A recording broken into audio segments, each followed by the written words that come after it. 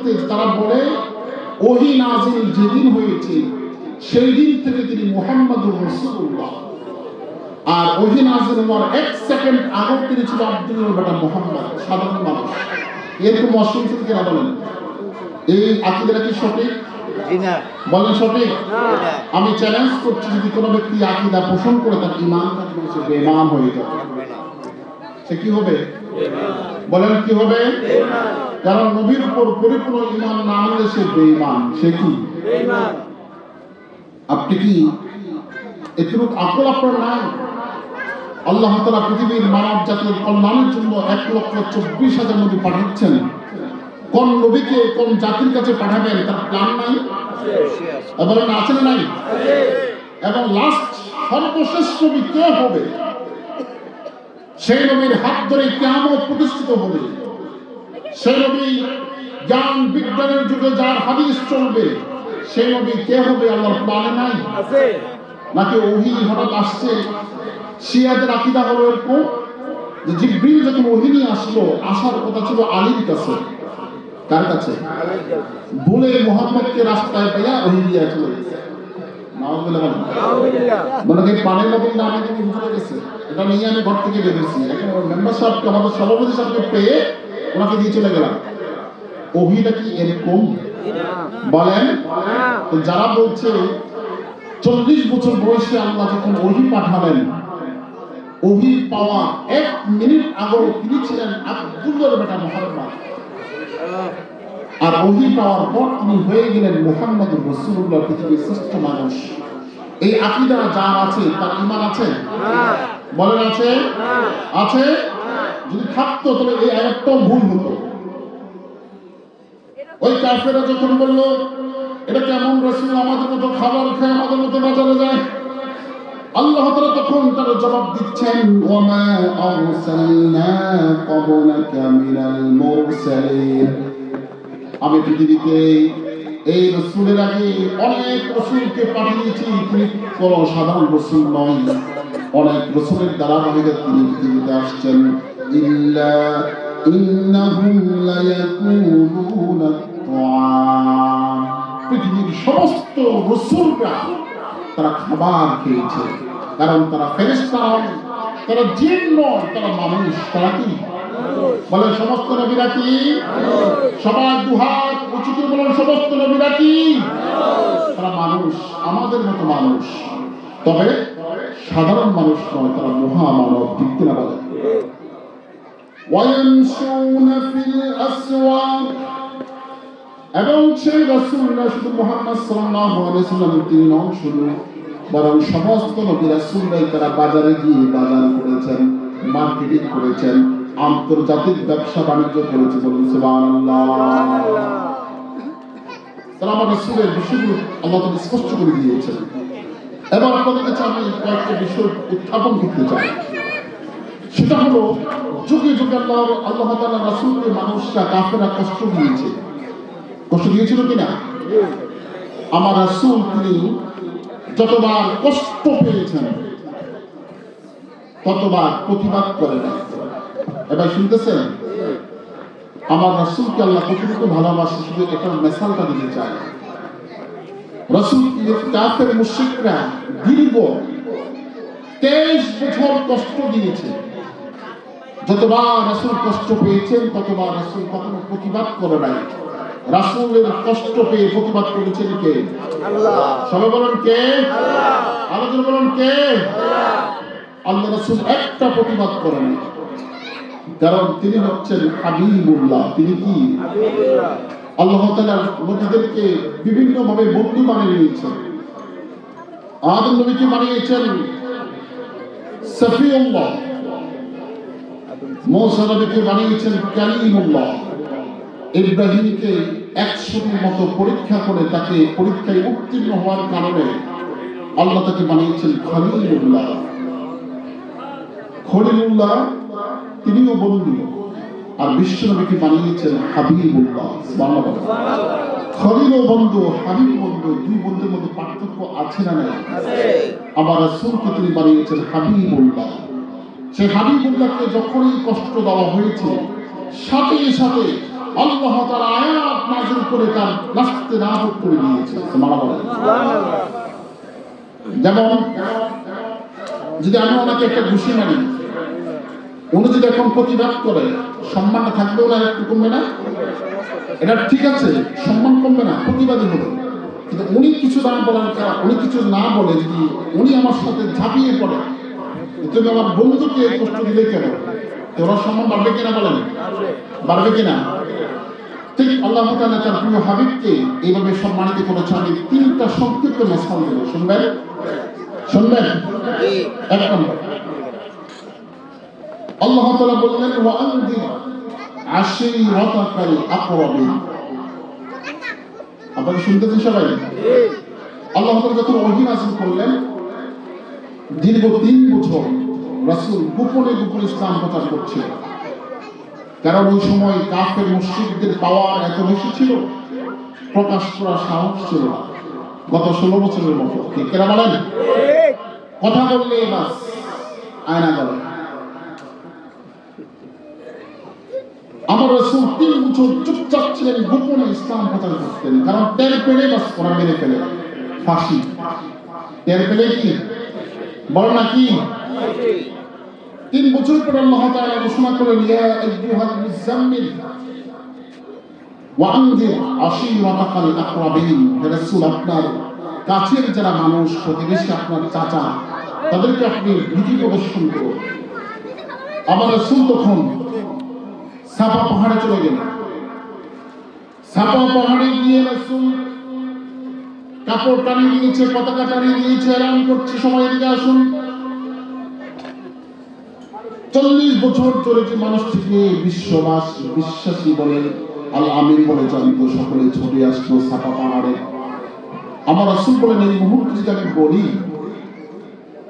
পাহাড়ের পিছন দিক থেকে শত্রু বাহিনী এসে আপনাদের উপর ঝাঁপিয়ে আপনাদেরকে শেষ করে ফেলবে, আমার এই কথাটা আপনারা বিশ্বাস করেন? তখন সমস্ত কাফের মুশরিকরা বলল যে হ্যাঁ, আমরা বিশ্বাস করি। কারণ তুমি কখনো মিথ্যা বলো নাই। 40 বছর আমাদের 2 চোখ দিয়ে তোমাকে দেখেছি, জন্ম থেকে 40 বছর বয়স পর্যন্ত তোমার কোনো ধরনের অপরাধ নাই, আমরা বিশ্বাস করি। তখন আমার রাসূল বলেন, প্রিয় এলাকাবাসী, আপনারা যে ধর্মের উপর আছেন আর যা করছেন, জানা, ব্যভিচার, অন্যায়, জুলুম, চুরি, ডাকাতি, রাহাজানি, হত্যা, গুম, খুন, সন্ত্রাসী, মস্তানি, চাঁদাবাজি, এই অপরাধগুলো সম্পূর্ণ হারাম। ঠিক কিনা বলেন? এই অপরাধগুলো করলে আপনারা জাহান্নামে যাবেন। আমি আল্লাহর পক্ষ থেকে আপনাদেরকে দাওয়াত দিচ্ছি, আসুন সব ধর্ম বর্ণ শেষ করে আপনারা এক আল্লাহর প্রতি ঈমান আনেন। এই দাওয়াতটা কি খারাপ না ভালো? আবার রাসূল দাওয়াত শেষ করলেন। রাসূলের আপন চাচা আবু লাহাব, নাম কি? আবু অর্থ পিতা, আর লাহাব মানে হচ্ছে অগ্নিস্ফুলিঙ্গ।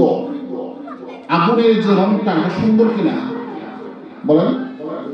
এই চেহারাটা যার আছে তাকে বলা হয় এত সুন্দর, সুস্থ, হৃষ্ট পুষ্ট এক তাগড়া যুবক, তার নাম হলো আবু লাহাব।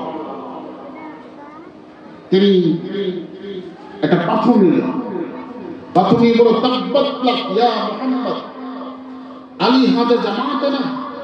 হে মুহাম্মদ, তুমি কি আমাদেরকে এই কথাটা বলার জন্য ডাকছো? ধ্বংস হও তুমি। তুমি কি আমার বাপদাদার ধর্ম মানতে যাচ্ছ? আমার বাপদাদার যে ধর্মের উপর আছে সেই ধর্মটা বাদ দেওয়ার জন্য তুমি বলছো? তুমি ধ্বংস হও। আপনাদের কাছে আরেকটা কথা বলি, কিছু আলেমরা বলেন যে বাপদাদার ধর্ম ছেড়ে দেন, বাপদাদারা মিলাদ কিয়াম করতো, এরা বাদ দেন, এরকম বলে কিনা? বলে না? তারা নতুন নতুন আমদানি করে আমাদের কাছে, ঠিক কিনা বলেন? যেগুলো আমরা শুনি নাই, কখনো শুনিও নাই। এখন নতুন নতুন ভাইরাস আমাদের দেশে আসছে না নাই? আহলে হাদিস নামে। এবং তারা আমাদেরকে বলে যে বাপদাদারা কি করছে এটা ভুলে যান, এখন সহি আমলের যুগ, বলে কিনা? তো সহি আমলের যুগ যদি হয়, রাসূলের পরে যে ইসলাম রাসূল রেখে গেছেন সেই ইসলামটা কমতেছে না বাড়তেছে? বলেন না?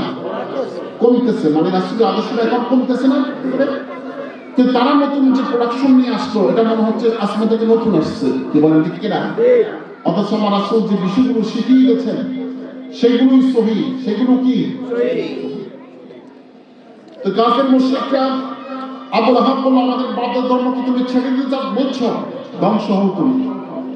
রাসূল যখন এতগুলো মানুষের সামনে পাথরের আঘাত খেলেন, কষ্ট পেয়েছে কিনা বলেন, কষ্ট পেয়েছে কিনা? আমার রাসূল কষ্ট পেয়ে তিনি কখনো প্রতিবাদ করেন নাই। তিনি চিন্তা করলেন যিনি আমাকে পাথর মেরেছেন তিনি আমার বাবার ভাই, আমার চাচা, আমি কি বলবো তাকে, ঠিক কিনা? বাইরে আমার রাসূল যদিও চুপ ছিলেন, মানে তিনি মুহূর্তের মধ্যেই প্রতিবাদ জানিয়েছেন। তিনি ঘোষণা করলেন তাব্বাত ইয়াদা আবি লাহাবিন ওয়া তাব, ধ্বংস হোক আবু লাহাবের দুই হাত এবং ধ্বংস হোক সে নিজেও। আল্লাহু আকবার বলেন। রাসূলকে যারা কষ্ট দিয়েছেন আল্লাহ তাআলা কখনো সেই কষ্টে চুপ করেছিলেন না, সাথে সাথে প্রতিবাদ করেছেন। আপনি কোরআন কারীমে এমন কোন আয়াত, এমন কোন শব্দ পাবেন না আল্লাহ তাআলা কোন মানুষের নামে সরাসরি আঘাতমূলক কথা বলেছেন, ধ্বংসের সার্টিফিকেট দিয়েছেন। একমাত্র আল্লাহ তাআলা আবু লাহাবের নামে ধ্বংসের কথা বলেছেন, ঠিক কিনা বলেন? ফেরাউনের নামে তো কঠিন কথা বলে নাই, আবু লাহাবের নামে বলেছে। আল্লাহ তাআলা বলেছেন তাব্বাত ইয়াদা, আবু লাহাবের দুই হাত ধ্বংস হোক। বুদ্ধিজীবীরা বলে যে আল্লাহ এটা কেমন বিচার করলো, পাথর মারছে এক হাতে, আল্লাহ বলেন দুই হাতের কথা, এটা ব্যবসা বলো না? মুফাসসির ইকরাম বলে দিয়েছেন যদি কোনো ব্যক্তির এক হাত কাটা থাকে আর হাতে সে কাজ ভালোভাবে করতে পারে না, কারণ এক হাতের কাজ দ্বিতীয় হাত সাপোর্ট দেয়। যখন কেউ পাথর মারতেছে তখন এই হাতে ঝাঁকা মারে, ঠিক কিনা বলেন? এই দ্বিতীয় হাতের ঝাঁকার কারণে প্রথম হাতের শক্তি বৃদ্ধি পায়। আমার আল্লাহ তাআলা বলছেন শুধু আবু লাহাবের এক হাত না, দুই হাতে এই পাথর মারার সাথে সম্পৃক্ত ছিল, ঠিক কিনা বলেন? আল্লাহ তাআলা আবার সুন্দর করে বলে দিয়েছেন তাব্বাত ইয়াদা আবি লাহাবিন ওয়া তাব মা আগনা আনহু মালুহু ওয়া মা কাসাব। আবু লাহাব যা অর্জন করেছে তার সমস্ত সম্পদ, শক্তি, তার সন্তান সন্ততি, তার পাওয়ার, তার ক্ষমতা, এই ধ্বংস থেকে তাকে বাঁচাতে পারবে না। সায়াসলানা রাযাত লাহাবিন ওয়া ইমরাআতু, অচিরেই সে জাহান্নামের বেলিহান শাখায় নিক্ষিপ্ত হবে এবং তার স্ত্রীও। সুবহানাল্লাহ। তার স্ত্রী জানে কেন? মুফাসসিররা বলে দিয়েছেন আবু লাহাবের স্ত্রীর নাম ছিল উম্মে জামিলা, সুন্দরী, বিশ্ব সুন্দরী ছিল সে। সেই উম্মে জামিলা রাসূল সাল্লাল্লাহু আলাইহি ওয়াসাল্লাম যে ঘরে থাকতেন সেই ঘরে নোংরা পানি, মাছের কাঁটা, তরকারি নষ্ট পচা পানি, তরকারির আপনার কি বলে চামড়া, এগুলো গোবর ইত্যাদি ইত্যাদি পচা সবগুলো চোখ বন্ধ করে সে দিবে। প্রতিবেশীকে কষ্ট দেওয়ার মধ্যে একটু মানুষ এখনো আছে না নাই? আছে না নাই? মনে রাখবেন যারা নিজের প্রতিবেশীদেরকে কষ্ট দেয় এরা কখনো জান্নাতে যেতে পারবে? এত সুন্দর তার বিশাল বাড়ি, বাথরুমে টাঙ্কি বসাই প্রতিবেশীর ঘরের সাথে, ঠিক কিনা বলেন? গোবর, গরুর গোবরের যে তুবাটা এটা প্রতিবেশীর দিকে বানায় যাতে করে কষ্ট পায়, এরকম প্রতিবেশী আছে না নাই? আমার রাসূল বলে দিয়েছেন তোমরা তোমাদের প্রতিবেশীদেরকে সম্মান করো। আল্লাহ রাসূল বলেছেন জিবরাইল প্রতিবেশী সম্পর্কে এত বেশি আয়াত নাযিল করতেছিল, আমার মনে হয়েছে আল্লাহ তাআলা সম্পত্তির মালিক ওয়ারিস প্রতিবেশীদেরকে বানাই দিবে। সুবহানাল্লাহ। এজন্য আমরা প্রতিবেশীকে ভালো ব্যবহার করবো কিনা? বলেন কারা কারা করবেন? নারে তাকবীর, নারে তাকবীর। আবু লাহাবের স্ত্রী প্রতিবেশী আমার রাসূলকে কষ্ট দেওয়ার কারণে সেও জাহান্নামে যাবে এবং সে রাস্তায় কাটা পুঁতিয়ে রাখতো, এই জন্য সে জাহান্নামে যাবে। বন্ধুরা আমার, এটা ছিল আমার 1 নম্বর পয়েন্ট। রাসূলকে যখনই কষ্ট দিয়েছে জ্বলেছিলেন কে? আল্লাহ। 2 নম্বর, আল্লাহ রাসূল তিনি মসজিদে নববীতে বসা, তার হুজরা মোবারকে বসা। হুজরার মধ্যে যখন বসা তখন গ্রামের কিছু মানুষ এসেছে। গ্রাম থেকে কিছু মানুষ এসে আমার রাসূলের নাম ডাকছে, মোহাম্মদ আসলেই গরম বাইরে, এরকম বলে কিনা? আলহামদুলিল্লাহ আমাদের মসজিদে অনেক মুসলিমদের আদব কাজে দেখে খুব মনটা ভরে যায়। মুরব্বী মানুষ, আমরা তাদের সন্তান তুল্য মানুষ বয়সে, এরপরও তাদের ভালোবাসা মৃত্যুকা ব্যবহার খুব সুন্দর, এটা মন ভরে যায়। আবার কিছু মানুষ আছে ডাকে, বুঝুন এটা কি বেয়াদবি না? কথা বলেন না? কারণ তিনি যদি বয়সে ছোট হও, আপনার শিক্ষক দিন, আপনার ইমাম, এটা ঠিক না। তো ওই গ্রামীণ মানুষগুলো আদব কাজা না জানার কারণে রাসূলের ঘরের সামনে এসে ডাকছে, মোহাম্মদ বের হও। আমার রাসূলের ডাকটা শুনে কষ্ট পেয়েছেন, কিন্তু মনে এই কষ্ট পৃথিবীর কারো কাছে বলে নাই। মনে মনে কষ্ট পেয়েছেন আর বের হতে চাচ্ছিলেন। এমন সময় মনের কথা জানে কে? বলেন কে? আল্লাহু আ'লামু বিযাতিস সুদূর। আল্লাহ তাআলা মনের কথাগুলো জানেন, ঠিক কিনা বলেন? আল্লাহ তাআলা এই কথাটি স্পষ্ট করে বলে দিয়েছেন, ইন্নাল্লাযীনা ইউনাদুনাকা মিন ওয়ারাইল হুজুরাত। হুজরা মানে হচ্ছে হুজুর যেখানে থাকে, ঠিক কিনা বলেন? হুজরা মানে হুজুর যেখানে থাকেন, মসজিদের পাশে যে রুমটা, এটাকে আরবিতে বলে কি? হুজরা। আমরা জানি কিনা বলেন? আল্লাহ তাআলা সেই হুজরা, রাসূলের সেই ঘর সম্পর্কে সূরা নাযিল করে দিয়েছেন, সূরাতুল হুজুরাত। সুবহানাল্লাহ। আল্লাহ তাআলা বলছেন, নিশ্চয় যারা আপনার হুজরার পাশে দাঁড়িয়ে আপনাকে নাম ধরে ডাকে, ও রাসূল আপনি যার কারণে কষ্ট পাচ্ছেন, আকফিরুহুম লা ইয়াকিলুন, এদের কোনো আকল নাই। যার আকল না, আমরা কি বলি? বলেন না, কি বলি? আল্লাহ এদেরকে ব্যাককল দেখেছেন। সুবহানাল্লাহ। দেখেন আমার রাসূল কিছু বলছেন না, রাসূল কষ্ট পেয়েছেন মনে মনে, পৃথিবীর কারো কিছু বলে নাই, কিন্তু এই কষ্টটা বুঝেছেন কে? এবং বুঝার পরে কি দেখেছেন? ব্যাককল বলে তাদেরকে সম্বোধন করেছেন। সুবহানাল্লাহ। তারপর আমার আল্লাহ তাআলা আবার বললেন, ওয়ালাউ আন্নাহুম সাবারু, তারা যদি আপনাকে এভাবে না ডেকে ধৈর্য ধারণ করত, হাত্তা তাখরাজা ইলাইহিম, তাদের কাছে আপনি বের হওয়া পর্যন্ত তারা যদি অপেক্ষা করত, খবর পাঠাতো যে হুজুর আপনার কাছে তিনজন মেহমান আসছে, যদি একটু দেখা করতে দেন, হুজুর আসা পর্যন্ত তারা যদি অপেক্ষা করতে চুপচাপ বসে থাকতো, আল্লাহ বলছেন লাকানা খায়রুল লাকুম, এটা কিন্তু তাদের জন্য সবচেয়ে কল্যাণকর। তাহলে তারা ব্যাককল হতো না। সুবহানাল্লাহ বলেন। তাহলে আমি বুঝাতে চাচ্ছি আমরা কেমন রাসূল পেয়েছি, বুঝতে পারছেন? আমার রাসূলের কষ্ট আল্লাহ কখনো বরদাস্ত করতেন না। বন্ধুরা, আমরা এরপরে আল্লাহ তাআলা প্রিয় হাবিব সাহাবীদেরকে একবার দাওয়াত দিয়েছিলেন। সাহাবীরা খাবার খাচ্ছিল, সেই খাবার খেতে গিয়ে তারা অনুমতি ছাড়া ঘরে ঢুকে ফেলছে। অনেকেই ঘরে ঢুকে ফেলছে অনুমতি ছাড়া, এবং খাবার দাবার খাওয়ার পর তারা ঘর থেকে বের হচ্ছে না, কথা বলছে। আমরা অনেক করি কিনা বলেন? কোথাও গেলে খাইয়ে আমরা বসে বসে গল্প করি, এটা ভুলে যায় যে আরে আমরা না খাইছি, আরো না হয়েছি, আমরা ভুলে যাই। এখন সাহেবে দেওয়া এটা বলতেও পারে না যে একটু যদি বের হতেন, বললে আবার কোন মুসিবতে পড়ে, কারণ নতুন বিয়ে, নতুন আত্মীয়, নতুন খ্যাস করো, এদেরকে বললে আবার কম কষ্ট পায় কেউ। এই যে বলতে পারছে না, কারণ মনে মনে কিন্তু কষ্ট পাচ্ছে। ঠিক সাহাবা ইকরামের এরকম একটা ঘটনা আমার রাসূলের ঘরে ঘটেছে। আমার রাসূল এই লোকদের কারণে একটু কষ্ট পেয়েছেন। তারা খাবার দাবার খাওয়ার সময় তারা অনুমতি ছাড়া ঢুকেছে, এবং তারা খাবার দাবার শেষ করে তারা বসে বসে গল্প করছে। আমার রাসূল কষ্ট পাচ্ছেন, কিছু বলতে পারছে না।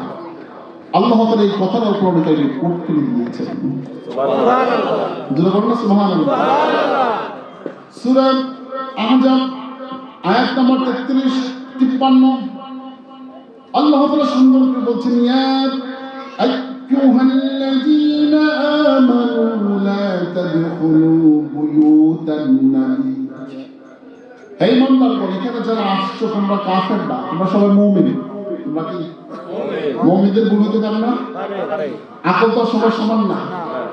আমার আল্লাহ তাআলা বলছেন, হে ইমানদারগণ, তোমরা যারা আসছো লা তাদখুলু বুয়ুতান নবী, নবীর ঘরে ঢুকিও না, নবীর ঘরে প্রবেশ করিও না, ইল্লা আন ইউযযানা লাকুম, অনুমতি ছাড়া। সুবহানাল্লাহ। অনুমতি লাগবে কিনা? লাগবে কিনা? আর অনুমতি দিবেন কেমনে?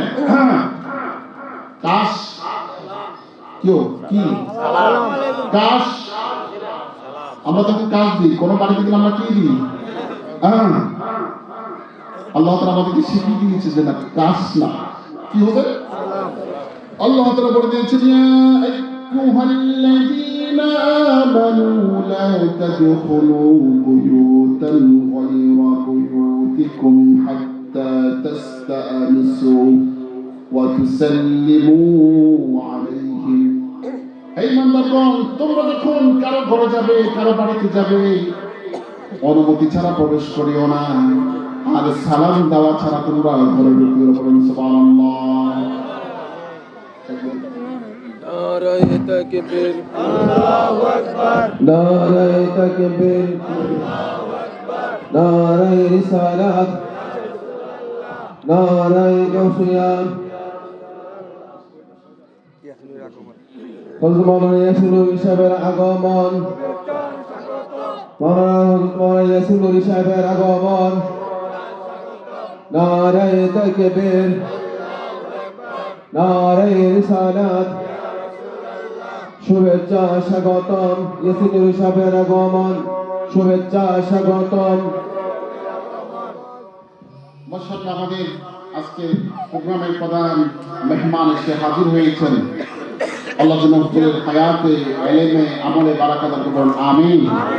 আর একটু জবান করে বলুন আমিন। আমরা শুনতেছিলাম, রাসূলকে যখনই যারা কষ্ট দিয়েছেন, রাসূল প্রতিবাদ করে নাই। প্রতিবাদ করেছেন কে? আল্লাহ। সেই কষ্টটা ছোট হোক অথবা বড়, ছোট হোক অথবা বলছিলাম, সাহাবা ইকরাম রাসূলের ঘরে দাওয়াত খেতে যাচ্ছিলেন, অনুমতি না নেওয়ার কারণে আমার রাসূল কষ্ট পেয়েছেন। আল্লাহ তাআলা সেটা সংশোধন করে দিচ্ছেন। এরপরে ভাইরা আমার, সাহাবা ইকরামরা খাবার দাবার খাওয়ার পরও বসে বসে গল্প করছে, কথা বলছে। আমার রাসূল বলতে পারছেন না, তোমরা একটু বের হয়ে যাও, মেহমান তোমার আরো আছে।